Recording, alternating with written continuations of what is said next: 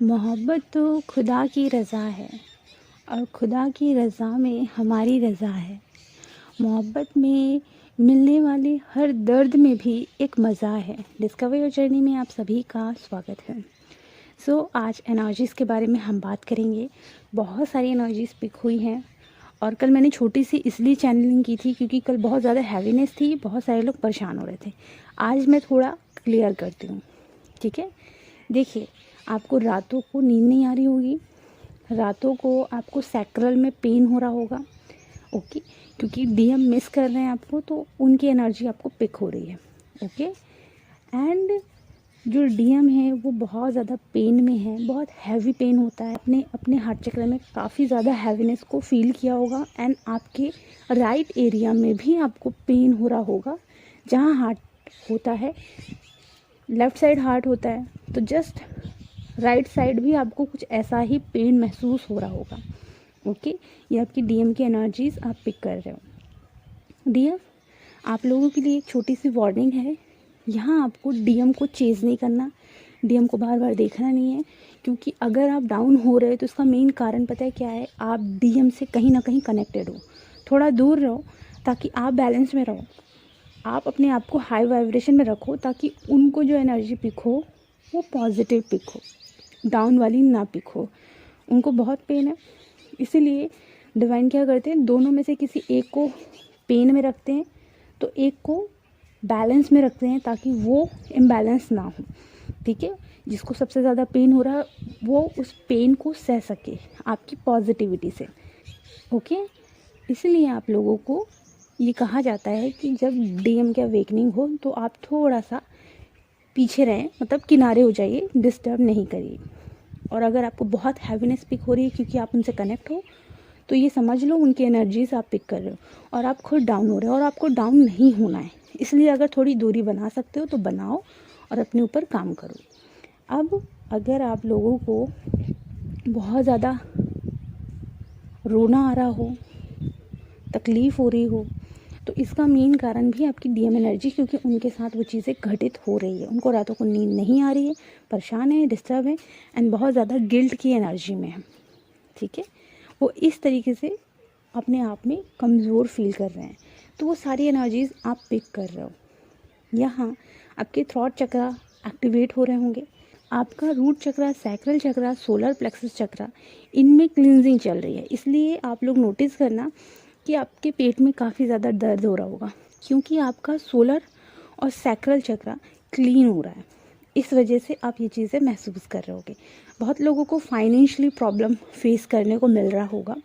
अपने proper lower चक्रा पे काम करें जिससे कि फाइनेंशियली ब्लॉकेज रिमूव हो, और मिरर एक्सरसाइज के द्वारा भी अपने ब्लॉकेजेस को रिमूव करो, ओके। एंड यहाँ आप लोग इनर यूनियन में आने वाले हैं। बहुत सारे डीएफ और डीएम इनर यूनियन में कम्प्लीटली आने वाले हैं। बहुत सारी फेमिनाइन हायर डायमेंशन में जा रही हैं, ग्रोथ हो रही है उनकी, एंड बहुत सारी फेमिनाइन को आने वाला फ्यूचर दिख रहा होगा, ठीक है। ये चीज़ें होती हैं, आने वाला फ्यूचर अब दिखना शुरू हो गया होगा। बहुत लोगों के मैनिफेस्टेशन पावर काम करना शुरू कर चुके होंगे, एंड जैसे जैसे आप अपने आप को हाई वाइब्रेशन में लाते हो, आपके अंदर पॉजिटिविटी आनी शुरू होती है, इसलिए मैनिफेस्टेशन पावर बढ़ जाती है। यहाँ आप लोग एक अलग डायमेंशन में जा सकते हो, और उस डायमेंशन में अगर आप जा रहे हो, होता है ना, बहुत लोगों के एस्ट्रल ट्रैवल भी शुरू हो चुके होंगे। अगर ऐसा कुछ हो रहा है तो आप लोगों को एक चीज़ याद रखनी है, आप लोगों को किसी भी डायमेंशन में कोई भी चीज़ छूनी नहीं है, ओके। जो भी है आप जाओ और आओ, लेकिन किसी चीज़ को टच मत करो। बाकी बहुत सारे लोग इनर वर्क से रिलेटेड क्वेश्चन पूछ रहे हैं, मैं आप लोगों को यहाँ आंसर देना चाहूँगी। कमेंट बॉक्स में मैंने एक लिंक पिन की है, आप उसमें जाना और वहाँ आपको इनर वर्क से रिलेटेड सारी चीज़ें मिलनी शुरू हो जाएगी। इस समय जितनी भी डीएफ हैं, आप लोगों को बहुत नींद आ सकती है, बहुत थकान फील हो सकती है, एनर्जीज़ का जो लेवल है वो बहुत डाउन फील हो सकता है आप लोगों को, और दिन भर सोने की इच्छा हो सकती है, क्योंकि डीएम की अवेकनिंग चल रही है। तो डीएफ इस एनर्जीज़ को पिक कर रही हैं, तो डीएम को भी गहरी नींद आ रही है और डीएफ को भी गहरी नींद आ रही है। ज़्यादा से ज़्यादा वो सो रहे हैं, क्योंकि अंदर उनके प्रोसेस चल रहा है। सो डीएम और डीएफ दोनों को गहरी नींद आने की संभावना हो सकती है। एंड यहाँ कुछ डीएफ की लाइफ में सोलमेट की एंट्री हो रही, और सोलमेट ऐसे नहीं, सोलमेट सोल लेवल से कनेक्टेड होंगे आपकी, वो बिल्कुल सोल लेवल से आपकी केयर करेंगे, ऐसे सोलमेट की एंट्री हो रही है।